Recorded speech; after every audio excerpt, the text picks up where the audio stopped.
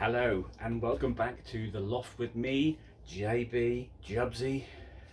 You are in for one hell of a treat. I'm off work at the moment.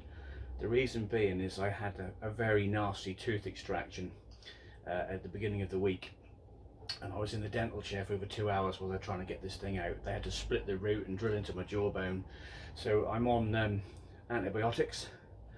And the antibiotics are making me feel a little bit woo. So I'm off work. If anyone's ever taken amoxicillin, it can make you feel rather rough. I feel a little bit funny, and it also upsets your stomach a little bit. But I am off, so what I'm going to do is some videos. Yeah, more videos. There's going to be not one, but two videos. Two videos, yeah, two. Right, the first video is going to be about the Class 67. I know it's 67s again, but if you're a fan of the Facebook page, you would have seen that I bought a, it's not here at the moment, I think it might be on the layout. I bought a 67013 from a well-known retailer. It was advertised as new, never used. So I got it home and I looked at it and there was grease all over the body. If you are a fan of the Facebook page, you will know all about it. So basically there was grease everywhere, all over this model. So I took the body off, there was grease everywhere. I took the base keeper off one of the bogies and it was just swimming in grease. And if you've seen the picture on Facebook, I'll try and put it on here as well. It looked like a cream pie. I'm sorry. Yeah, it did. It looked really bad, and I've had to clean it all up again. So I got out of the box yesterday to weather it, and even more grease has kind of made its way out. So I've had to do another clean up. I'm going to put that on video, how I cleaned it up. But also, I thought I would incorporate a weathering video as well. So if you've never weathered your locomotive, I've actually not only just degreased this Class 67, but I'm also showing you how to weather a locomotive, not in the way we did the 67s and fading it, but just a standard weathering. So if you just want to do a standard weathering on your models, watch the first video. The second video, it's coming. Harold Road, after 2 years, is now fully operational. Signalling, track, it's all been cleaned up. We're going to do a full session running.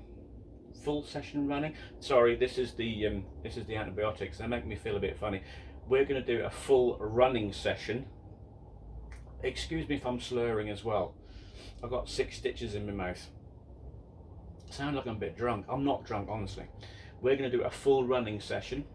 I've cleaned all the track. It's got all the special ingredients on it, including the very hard to get hold of Inox MX3. So the whole track has been cleaned. That took me 2 hours last night, and I will be doing multiple camera angles, watching trains go round. You're going to see trains leaving the station, trains going in and out of Junction Road, going in and out of King's DRS TMD as well. I don't know how long the video is going to be, but you'll see the trains go through various different camera angles. So that's going to be great, and I know a lot of you are looking forward to that. But first, let's get on with this Class 67, watching me degrease it, and then doing a weathering job. So if you want to do a weathering job, this is the video. The first video I'm going to do is degreasing the 67 and how to do a weathering job. So I've took the tower bogie clip off. Just look how much grease there is on this worm drive. It doesn't need this much, and I've already cleaned most of this up. So I'm going to have to remove this, and again, there's grease everywhere. You can see in the bottom there. So even though I've already done all this, I'm now going to take this apart and remove further grease. Lovely. This just goes to show this is from the factory. This should not be like this, seriously.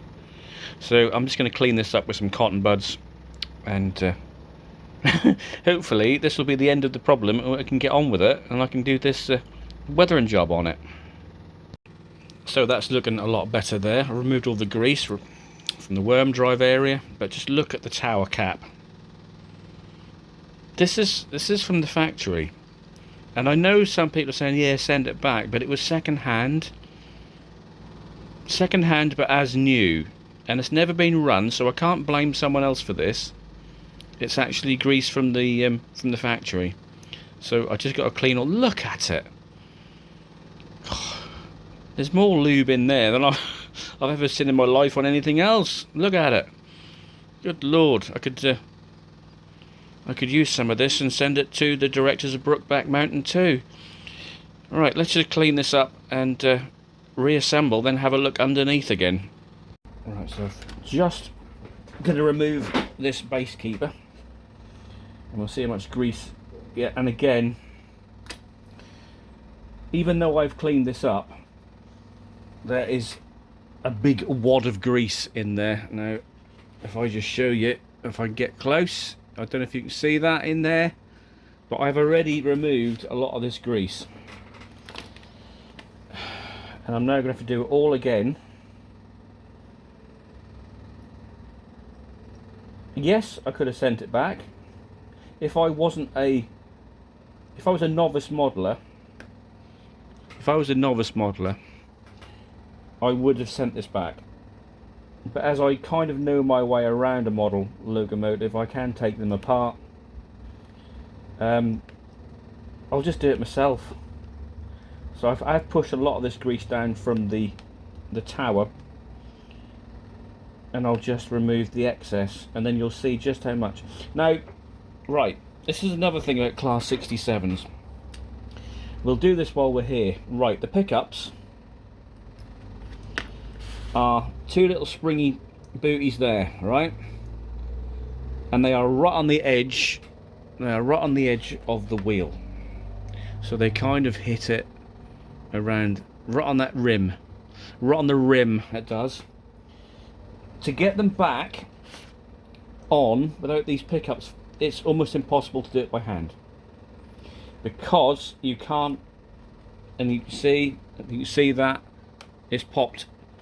So what you need to do is get like a coffee stirrer, and I'll demonstrate it in a moment, and then you go in here to keep these from springing out when you put your wheels back in. All right, otherwise it is impossible, because it won't have it, because you go in one side and it pops out. It's popped out. That's the pickup. It's popped out. And if your pickups are popped out, you ain't going to get any power, are you?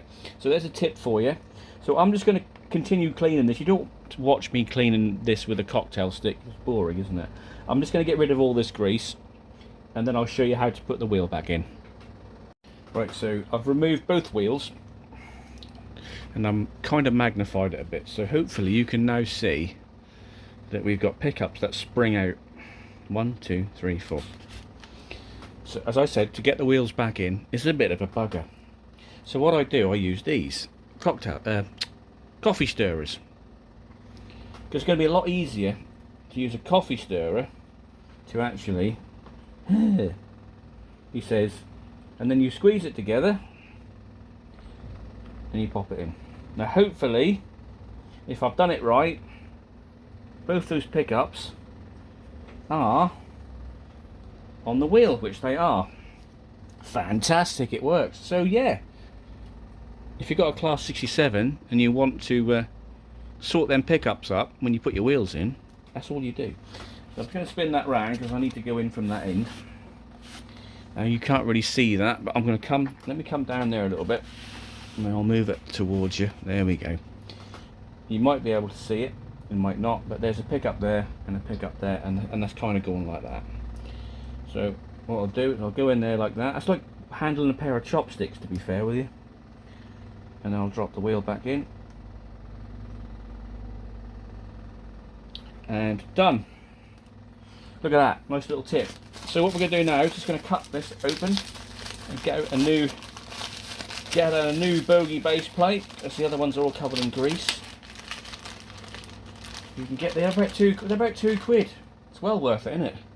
And I'll place a new one on there. That's a new one on. So what we'll do, we'll just check the other one, because I'm sure there'll be grease everywhere on that one as well. And then we'll fit another one. I'll fit another one there, so that's nice and fresh. Now, a lot of you would just say, oh, why are you doing this? Why are you, why are you... because I can. I don't see the point in just taking it back, sending it back, saying it's been over greased, when I can just sort it out myself. Do you know what I mean? So yeah, I'm just going to remove this one, and then we'll see how much grease is in there. Alright, are you ready? So we release the clip. This is the old one. And the problem you can see is it's very shiny. That's because all that grease has gone everywhere. Now I did clean this up the other day, but again, grease has got in there. So let's have a look. It's not too bad in this one. I can probably live with that. But I will just take the wheels out and just give it a quick wipe over. So I've just give it a little bit of a clean up at the other end. There wasn't too much grease because I cleaned up the other day. Hopefully you'll find that tip really good if you have got a Class 67. If those pickups do pop out, it's best just to use the coffee stirrer, because otherwise if you don't get in there, they will pop out and your loco may not run. So do have a look. If you've got a Class 67, do just take the base keeper off, which is only clipped in, and make sure those 4 pickups are actually touching the back of the wheels, because basically those pickups literally are on the edge of the wheel. So I'm just going to put the new replacement base keeper on, and just remember they only cost me £2. So now the reason, no, let me explain. The reason why I've replaced these is because of these old ones. Oh, stuff is flying. Because of all the grease that we've seen, if I try and airbrush anything into that, sorry, I know you can't really see that very well, it is so shiny through the grease, I can't, the paint will just come off.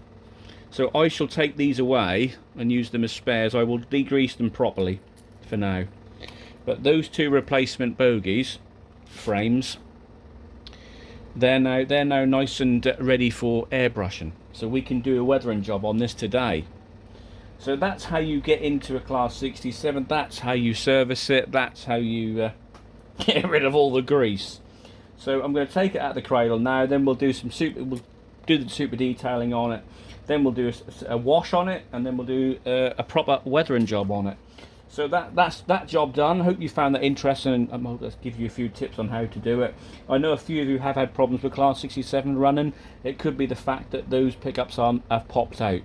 But if you use your coffee stirrer, use your coffee stirrer, get in there, literally either side, and squeeze.